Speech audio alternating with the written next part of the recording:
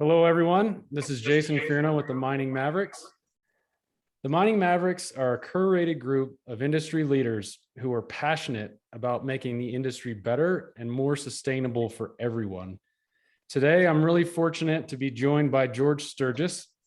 George is currently a private consultant, but has years and years of experience within our industry, including roles with Harrison Western, Macintosh, Stillwater, Centennial Contractors Enterprises, as well as the tail end of his career as vice president of project development or for project development at Hecla Mining. George, how you doing? Well, it's good to see you, Jason, and thank you very much for the chance to speak with you. I'm doing well, thank you. Yeah, and hopefully not too jet lagged. I know you were doing a bit of traveling, so thank you for taking the time to chat with us.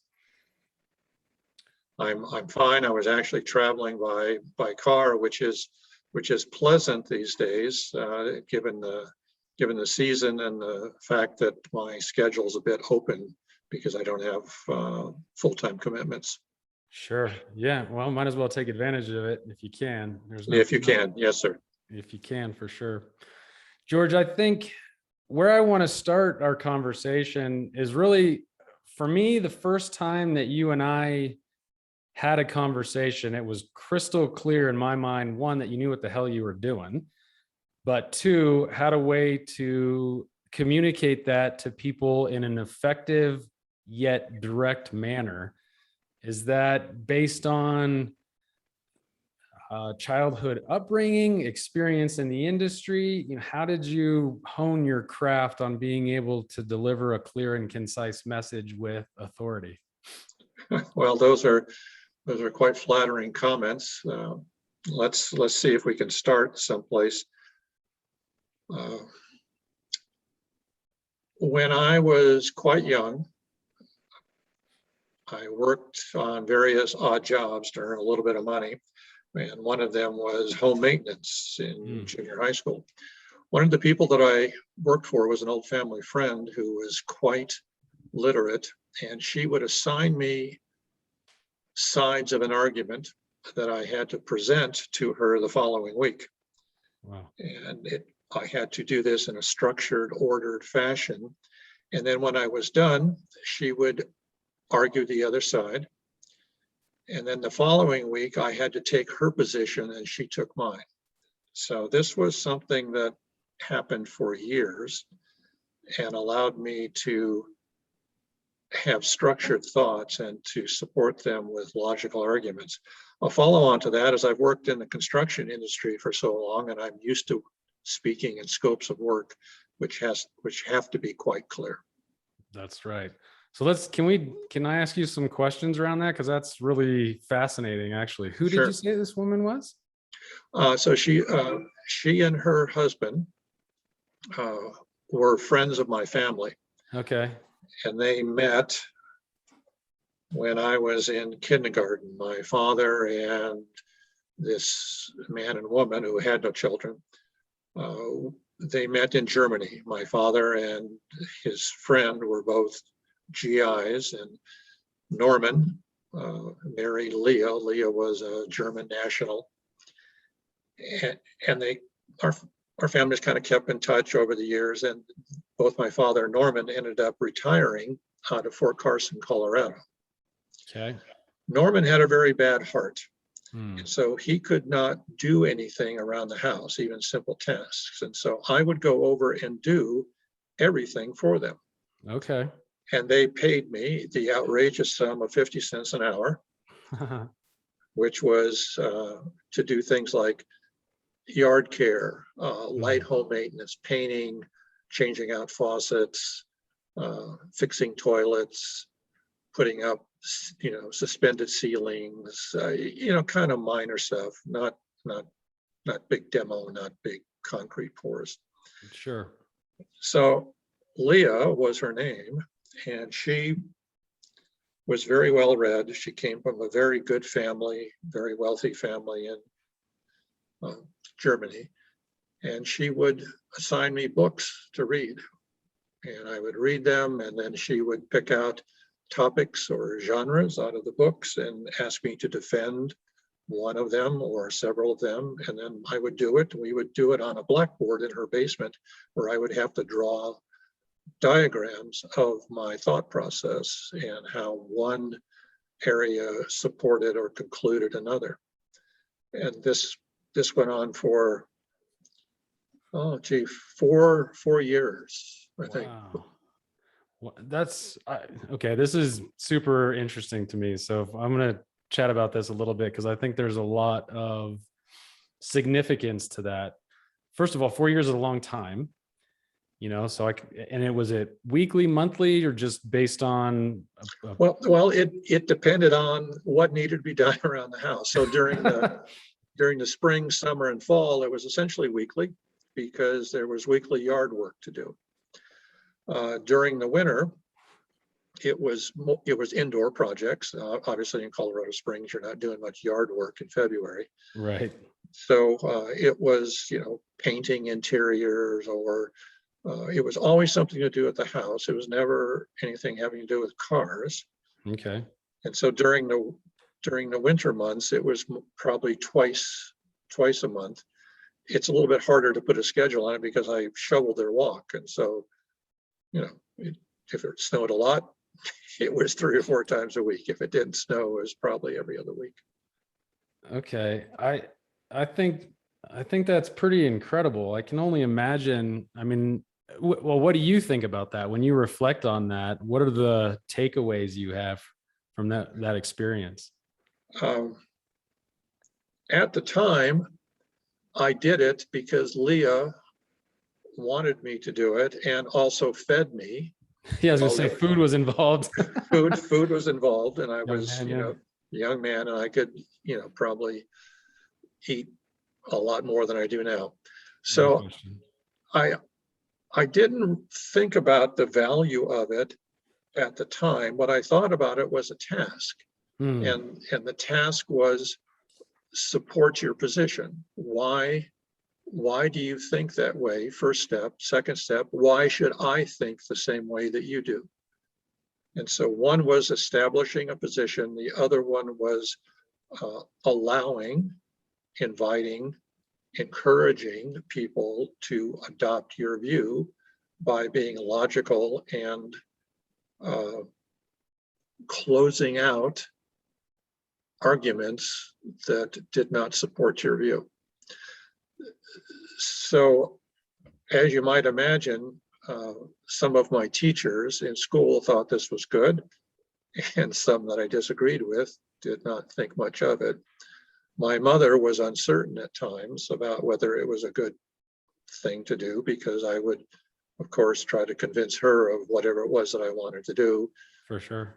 So later on, and other people have commented on this, it has allowed me the ability to sit in meetings and to press a point more effectively without having to go reflect on it. And so it was a way, it taught me a way to think. Absolutely. I mean, I think there's tons of lessons in that. One, from the standpoint of what you just explained in terms of taking a position, but it reminds me of something that my father said to me when I first had kids. My dad did a lot of woodworking and fixing stuff around the house, not dissimilar probably from some of the things that you were doing for Leah. And I watched him. He didn't necessarily show me exactly how to do it, but I just watched him because I was fascinated by things being built. And when I became a father myself, we reflected on those times. And he said, it's not about necessarily your daughter, who at the time was like 5, giving her a screwdriver and getting her to screw the screw in, but it was her watching you or any of my other kids, but just them watching that it was possible. And then they would know that they could do it. So when they went to do it, they could do it multiple times and just fail until they got it right. And I think that mentality of trying something and adjusting, if you don't get it quite right, is something that I'm really, really thankful for from my upbringing. And your story reminds me of that. The other thing that I've over time that I learned is that it forces you to see both sides of something. And if you think about today's polarization of everything, I mean, it's no longer just, one thing. It seems like people can't see another person's side.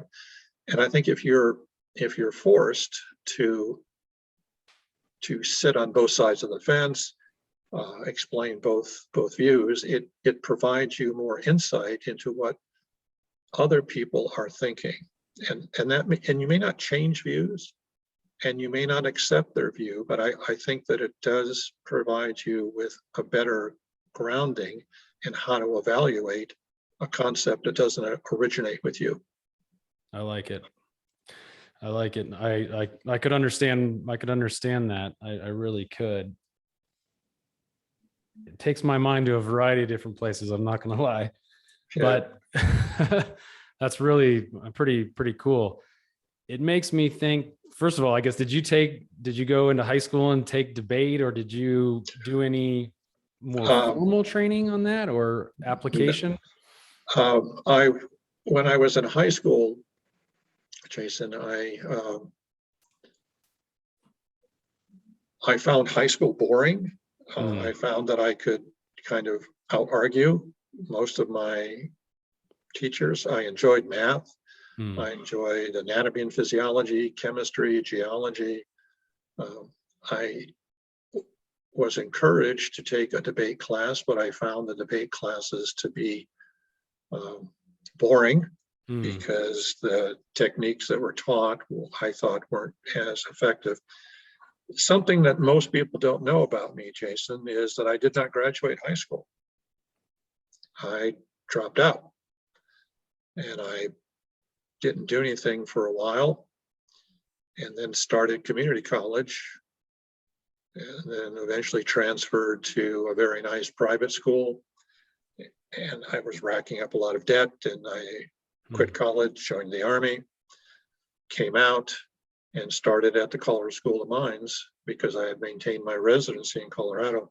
And that's how I wound up doing what I'm doing. Okay.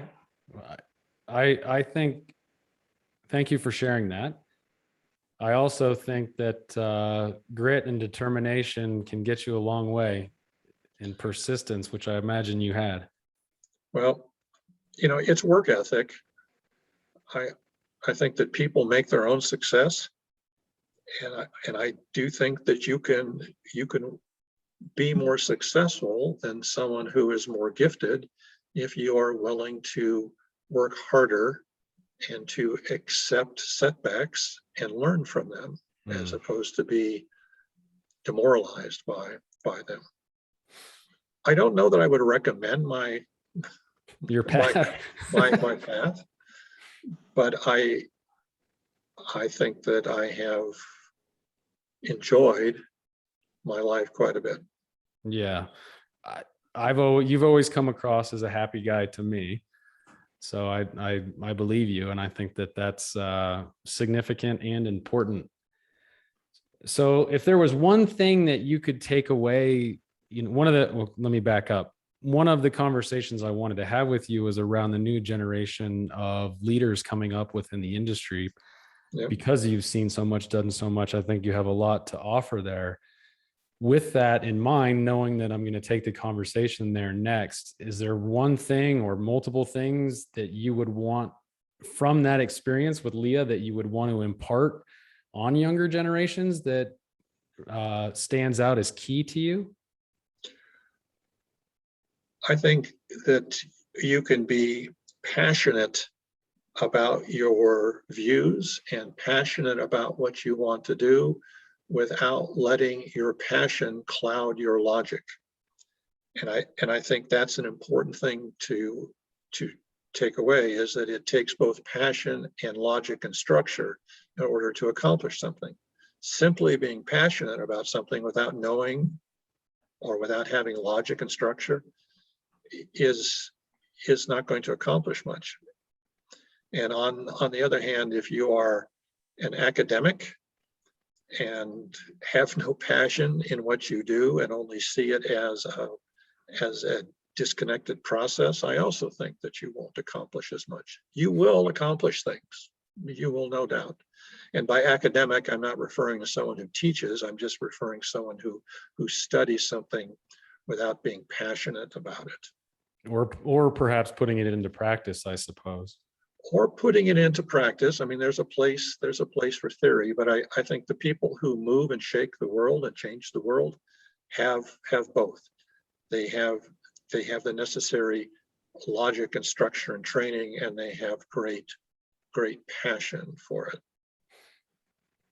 Are you cool if we break those down? And let me ask you, what are you passionate about? Or what has propelled you through from those days as a boy in Colorado Springs to your time now in Idaho? Initially it was monetary. When I graduated from college, I went to the School of Mines because they placed 100% of their applicants in jobs. And after being in the service, I wanted to have a job outside of the military. And so initially my motivation was money, but that went away after probably 5 to 7 years. And what drove me after that, and what still drives me now, is serving those that put their trust and faith in me.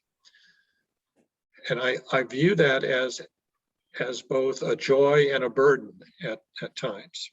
And I find that to be the case in mining projects, because people will ask you to start from nothing, projects start from nothing, and to make something that allows you to extract wealth out of the ground, and to do that in a fashion that is safe and efficient and provides opportunities for many. And I view that as a huge responsibility.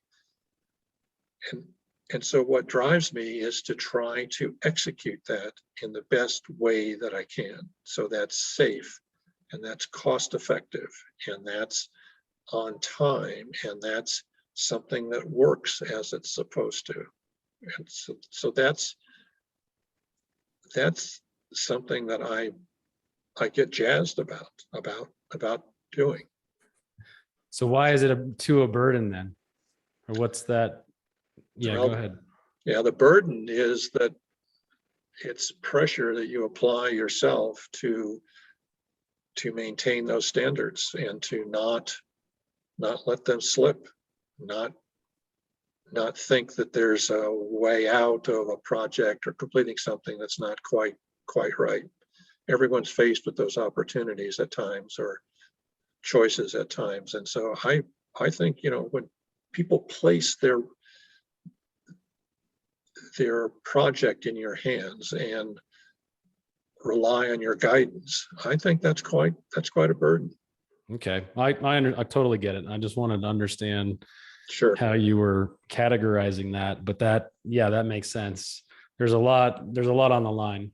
So what would you do, or what suggestions? I'm going to try to tailor this to lessons that you've learned that are teachable moments for others, because I'm super curious, George, but also I think there's a lot of value to be extracted for people, and I want to maximize that opportunity. So if my line of questioning is wonky, just tell me to shut up and I'll revise it.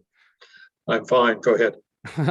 So what would you suggest to balance that? Because I understand the passion, I understand the blessing and the burden. Is there something specific that you did or do to keep yourself with, your heart rate down? Because you don't ever seem to get, what's the word I want to use? It's not flushed, but you maintain your cool. Let's say you've got ice in your veins, George. So how do you how do you maintain that without the burden or the pressure of building a mine, collapse on top of you? Understand what you have to do to the best extent that you can, and to understand how to view and manage risk.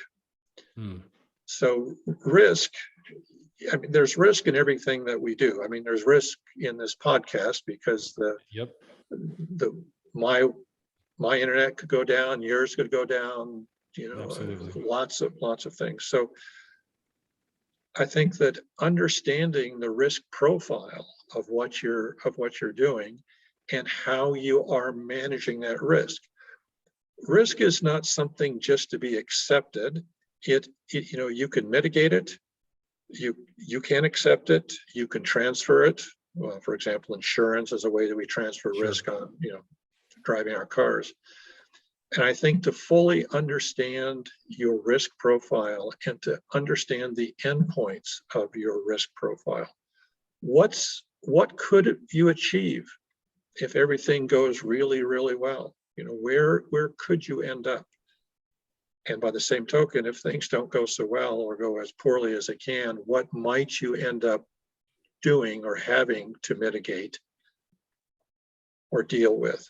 And so I think having a broad view of your risk profile is important.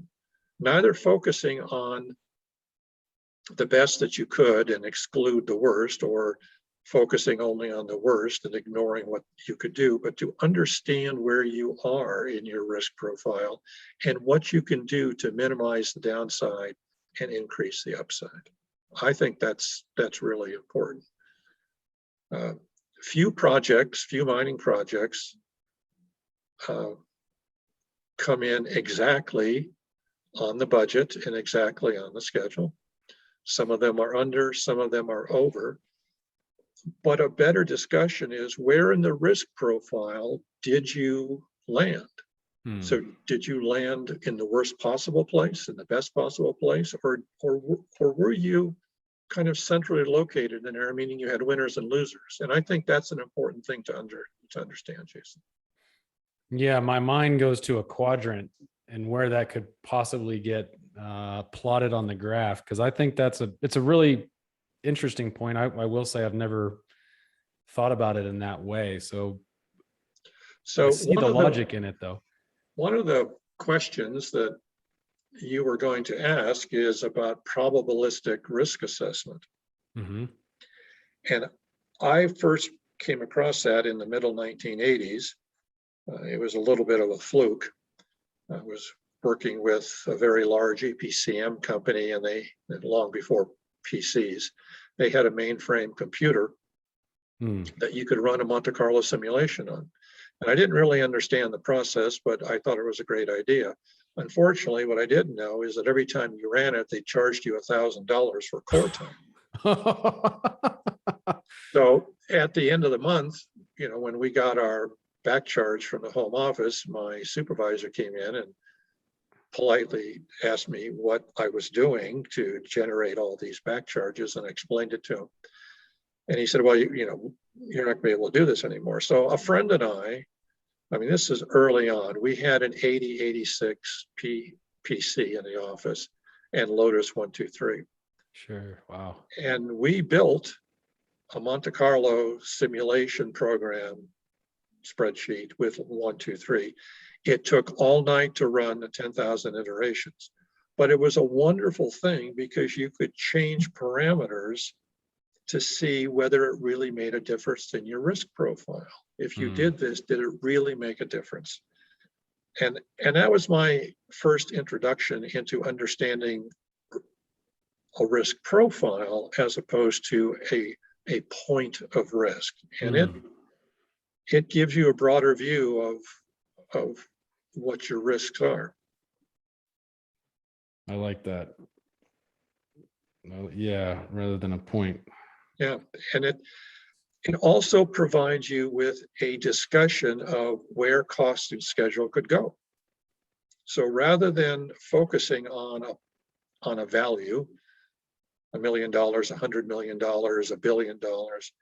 It allows you to focus on a range that is likely given us a certain set of inputs. And I think that's a good discussion for executive management, for boards, to understand when they step into a capital project, how good it could be or how bad it could be. So you get As it both goes- ends, You get both ends. You do. which makes all the sense in the world. You want to understand your parameters and your range.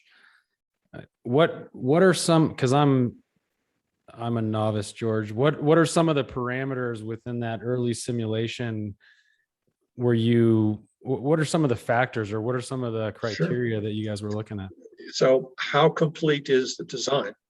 Hmm.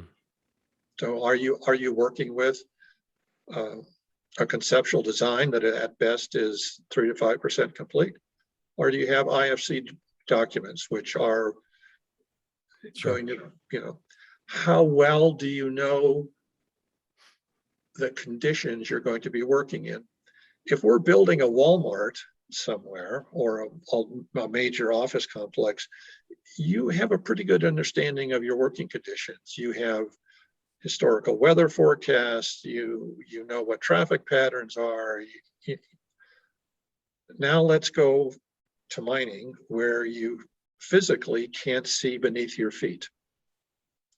So how much drilling have you done, either to define the ore body or to define the geotechnical parameters that you're going to be working in? Have you done none? Have you done what's done on civil jobs, which is 100-foot spacing? How much do you know about the geotechnical parameters? So that's a risk. What labor environment are you working in? When I started working, there were people who knew a lot about, for example, sinking shafts. There were lots and lots and lots of people. Many of those people were my mentors and supervisors. Now, I don't know that you're going to find so many people with those specific skills. So have you set up a training program? If you do, have you priced the training program out? What is the skill level of your workforce? Another input is what's your contracting strategy? Are you planning to do lump sum, one value, $1 billion to construct an underground mine somewhere, or are you going to carve it out into different contracts, some cost reimbursable, some fixed price, different types of cost reimbursable? So how do you plan to contract the work? Because risk doesn't go away. A contract is just a risk sharing agreement. That's all that it really is. I think sometimes people view contracts as a way to shed risk onto the other party. So the owner thinks they can shed risk onto the contractor thinks they can shed risk onto the owner by crafting certain clauses in certain ways. You may be somewhat successful at that, but risk doesn't go away. It stays there. It's a bit like stress underground. You can't muck out a bucket of stress or a skip of stress. You can only redistribute it someplace else. Well said. No, well said. As you started talking about labor productivities and things like that, it made me think about all of the different variables that go into crafting your contracting strategy. Yep. And I think I look at it as a bit of an art form as well, though. Well, it is. And I think that's one of the reasons that you need to have a few experienced people around who have actually failed at one thing or another, because they will be the best at recognizing what a failure looks like early on. It's a really good point. And I agree with you. I absolutely agree with you. And every situation, every set of circumstances is different. However, there are patterns. So, you know, somebody with your experience in sinking a shaft would be tremendously valuable for me as a contracts guy when trying to figure out what we're actually going to do. So I totally agree. What else would you say to people when they're getting ready to start on developing their contract strategy?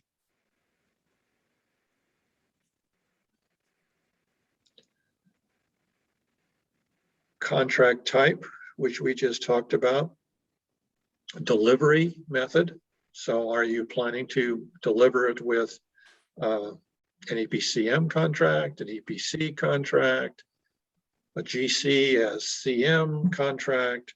What method of delivery are you going to get? So you can have, for example, an EPCM contract that could be any contract type. There may not be many fixed price EPCMs, but that doesn't mean that you can't do that. So there are two basic components to it, is the type of contract and the method of delivery. And I think a third one is, how are you going to communicate the risk in your strategy and method of delivery? How are you going to tell people where the risk is? Because if I tell you that you have a fixed price EPCM contract, you may feel as the owner you have no risk, but in fact you do, because you carry every single bit of the scope risk. Every last iota of the scope risk belongs to you. So how well are you controlling your scope? That's an example. No, and a good one, and I think resonates with me for sure. It's a challenge.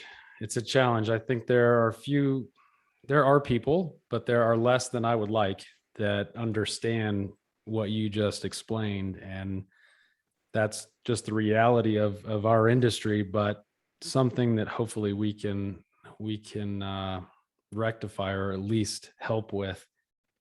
Yeah, and I think another thing to communicate is that once you establish the number of contracts and the type of contracts and how they're going to be delivered, once you embark upon that, it is exceedingly difficult to change in midstream or change a contractor in midstream.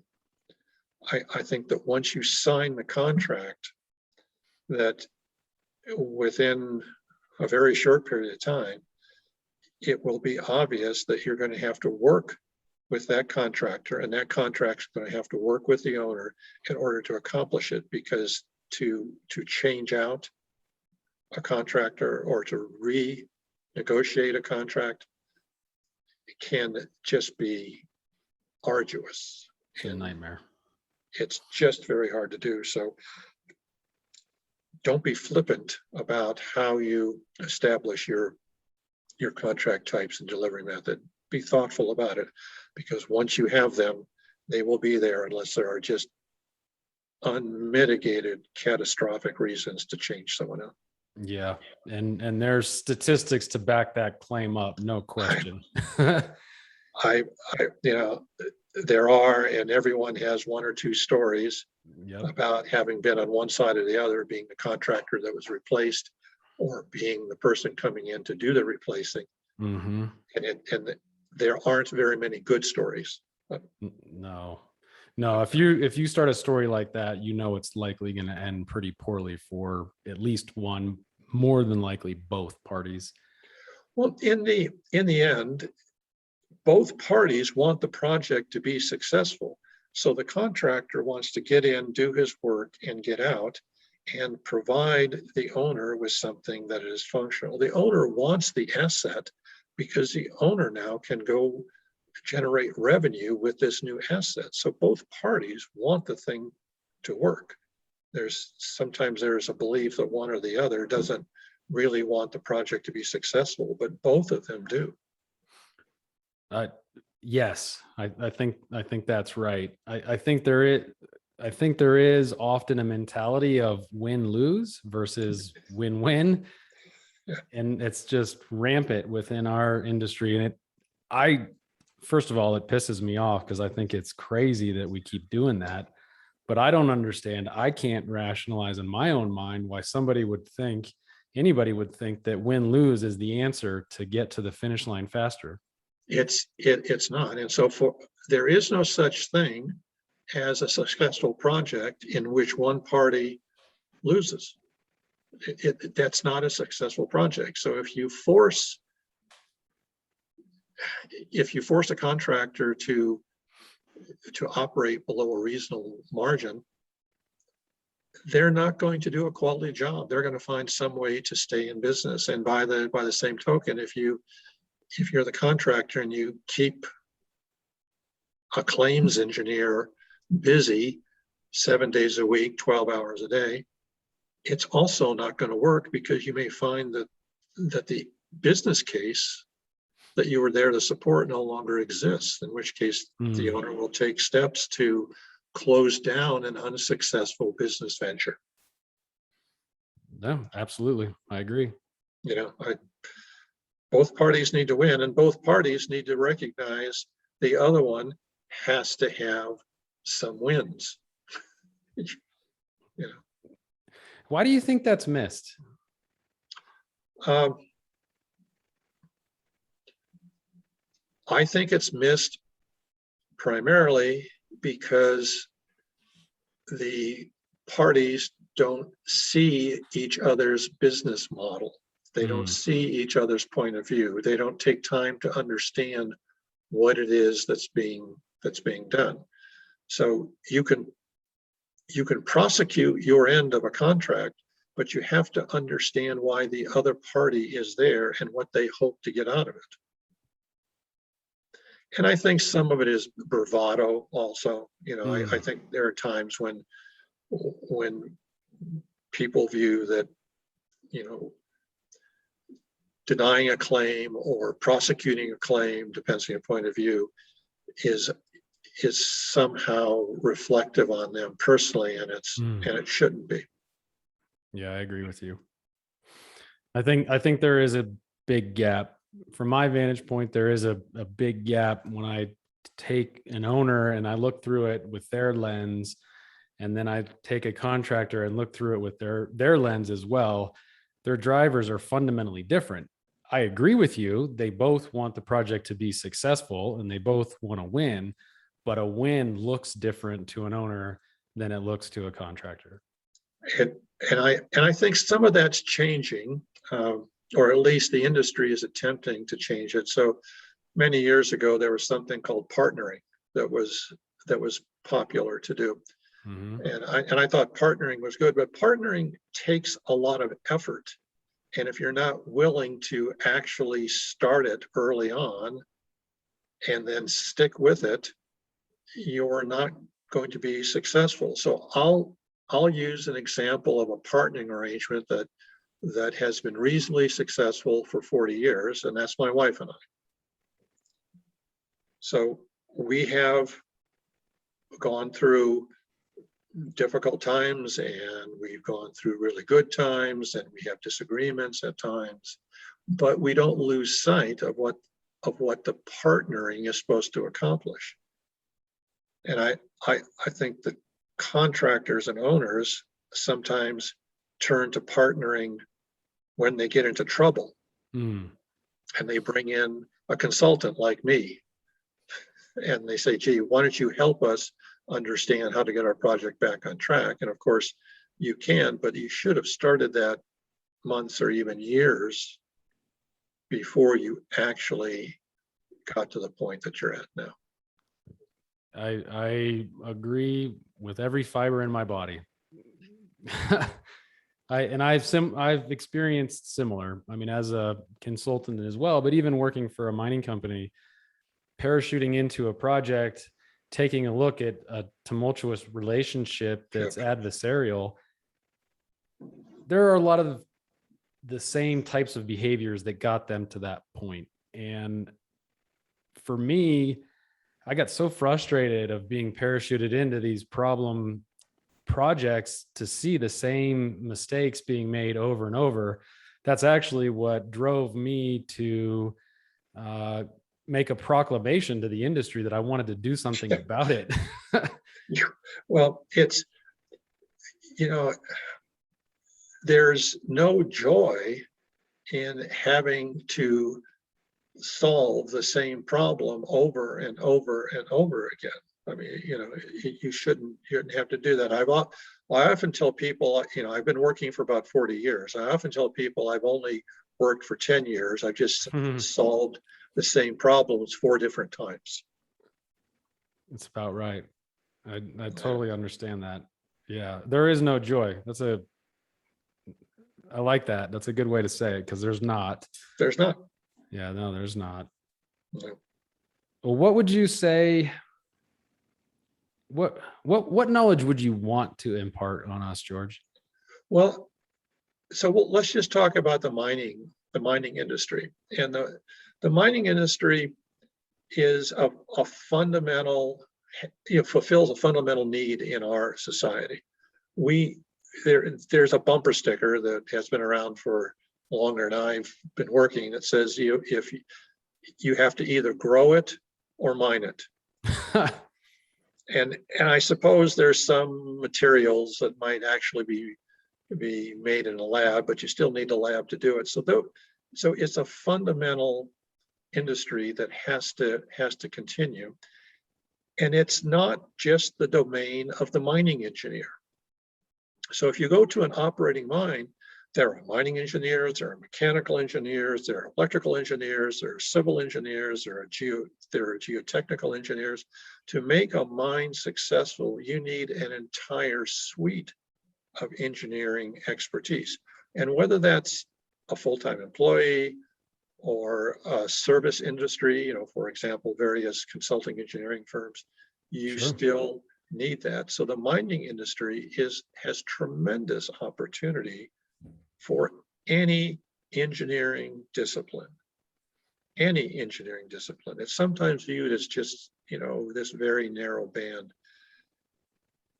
The other aspect, and we're just starting to see this now, is that mining, the act of mining, has traditionally been to extract something and sell it for hopefully more than it costs you to extract it. And you extract wealth, right? And it's a commodity that you sell, and you don't think too much about the space that you've left behind, other than how you need to maintain it to make it stable, perhaps as an area for backfill of one kind or another.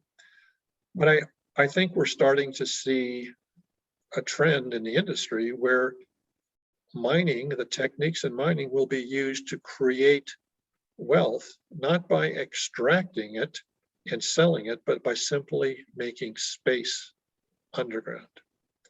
So there's great storage opportunities for different waste products. We may find that the underground space that's made minimally now in the civil industry with TBMs and so forth expands, and we start to put infrastructure underground. So I think that mining has a whole new value chain ahead of it, which is not just selling the materials that you extract, but providing value in underground space for various functions.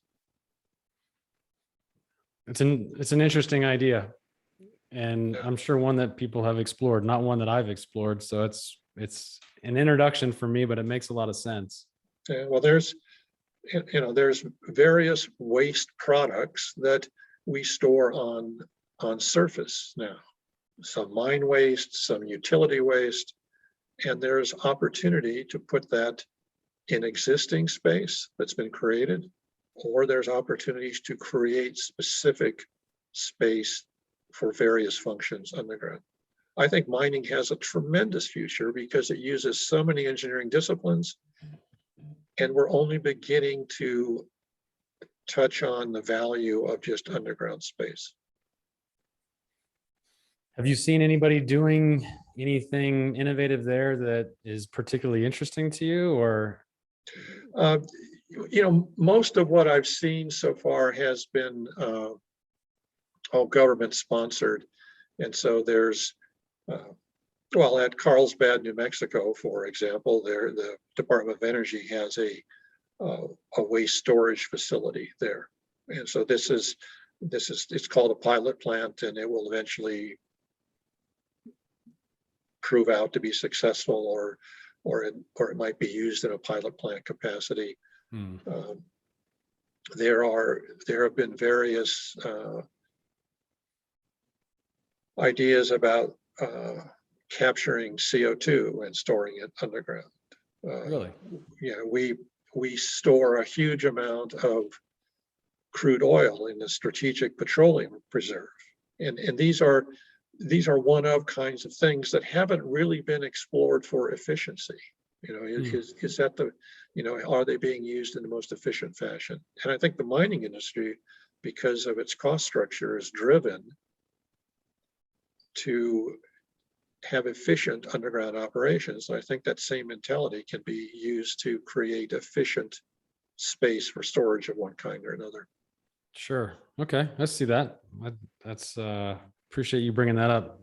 Something for us to look into a little bit more, because it's interesting. Well, it can be. And I mean, sooner or later, you're going to want to use, especially in high population density areas, you're going to want to use the least expensive way to put infrastructure in, and underground might be one of them. You think? Well, things like large electrical distribution systems, server farms, you know, things that would benefit from having a stable environment, and you don't actually need the light of day to make them quite functional. Sure.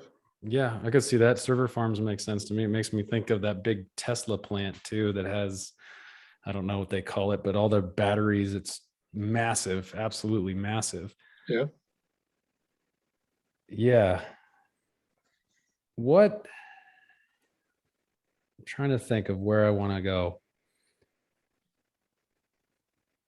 I know you didn't prepare, and I wouldn't have expected you to, because you don't need to, because we're having a conversation.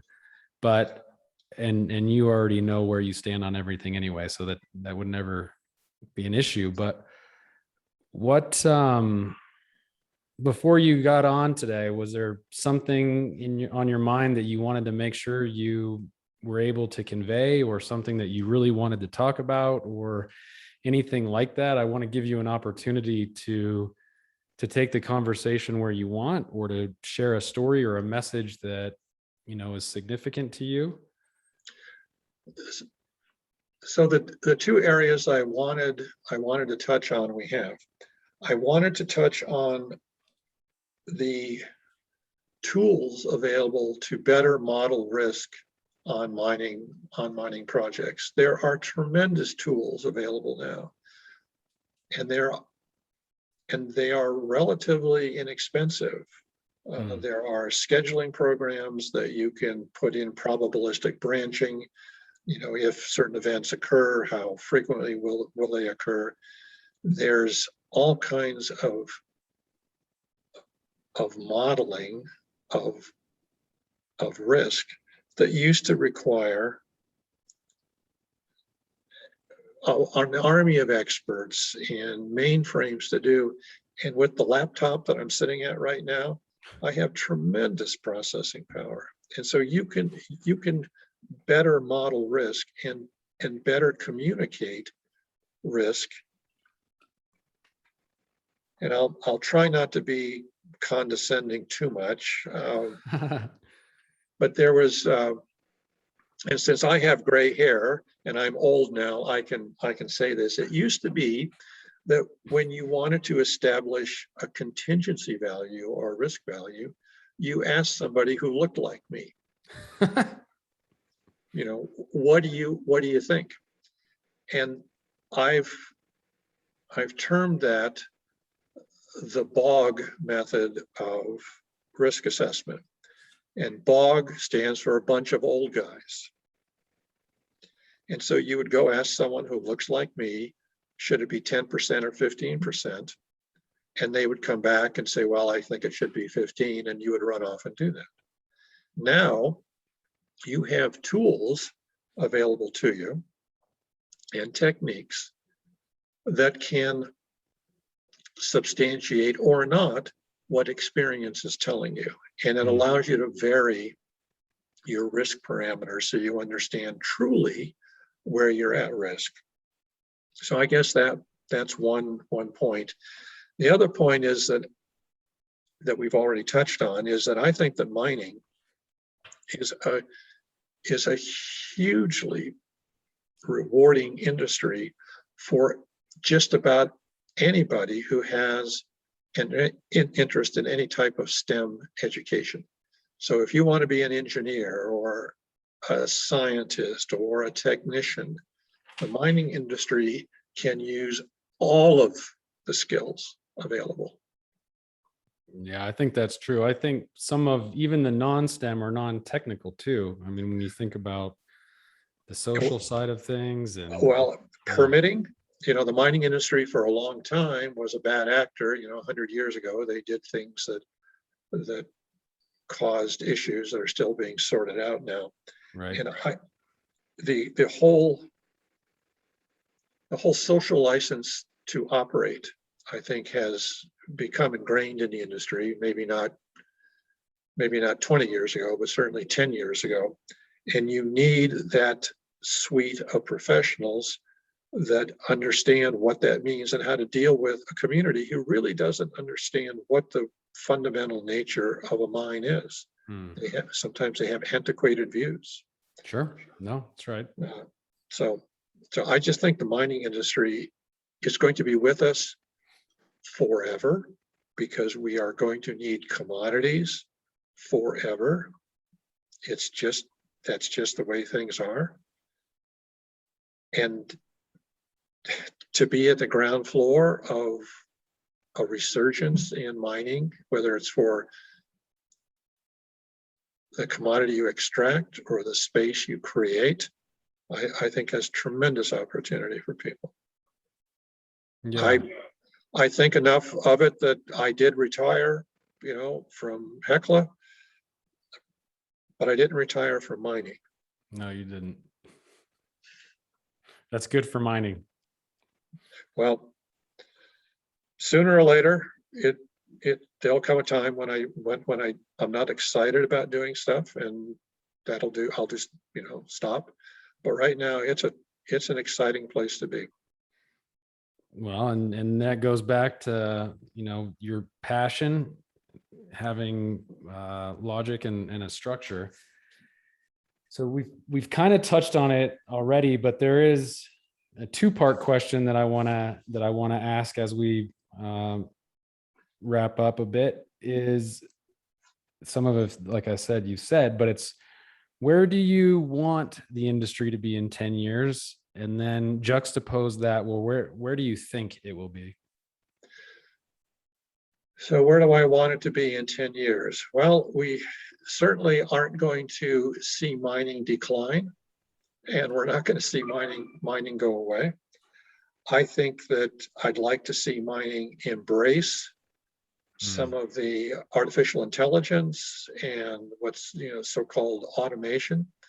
But I think we need to do it in a holistic fashion and not just in silos. And so sometimes we look at automation for drilling, or we look at automation for mucking, or we look at automation for processing. And I think that mining needs to step away from the kind of the silo look at automation, which will bring about great changes. And so you may find, for example, when you start to blend technologies, you may find that the centuries old skill of drilling and blasting in mining can eventually be replaced with cutting of rock, which is safer, which is more, it's easier to forecast. So I'd like to see automation become more of a core value in mining, just like safety has become a core value in mining. When you and I sit down at a meeting for a mine, a mining project, we have we have a safety share. And I know that has morphed into a value share at different organizations. Right. But I think the value of automation needs to be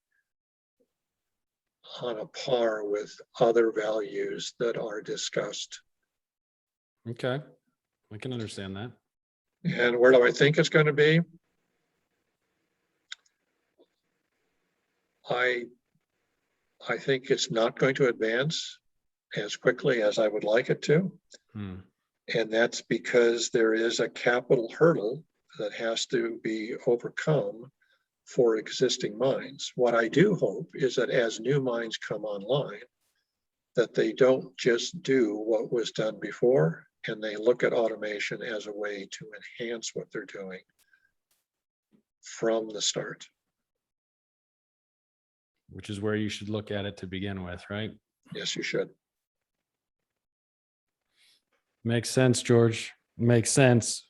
Well, before we depart, do you have any final thoughts or anything in addition that you would want to share with us or impart on us? Well, aside from mining being a great place to work, it is also a high risk industry. And I think the improvements that first evidence themselves for a safer operation often result in higher efficiency operations. And so if you had kind of a guiding principle, is that if you make things safe, you'll likely also make them efficient. Yeah, I like that. Makes sense. Well, George, I really appreciate you taking the time to sit down and chat with me today. Sure. I never expected the Leah story, but that's going to stick with me because I think there's just a lot of value in that I can imagine for a young person who's developing and growing and growing into adulthood. So I really appreciate that story amongst your experience as well.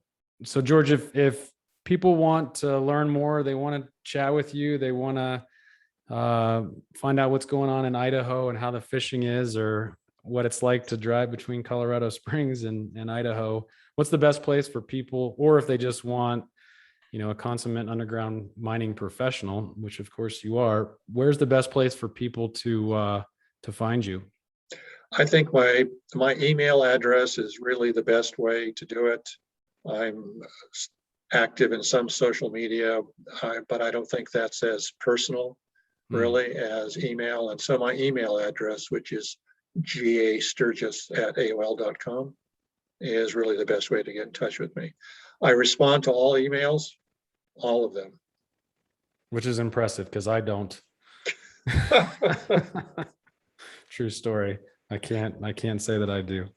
Okay. All right, George, that's great. We'll make sure we get that in the show notes for folks as well. Good. But otherwise, George, just appreciate the conversation. Okay. Well, next time I'm in Colorado, which I think is going to be October, there might be time for us to get together and trade a few stories over a beer.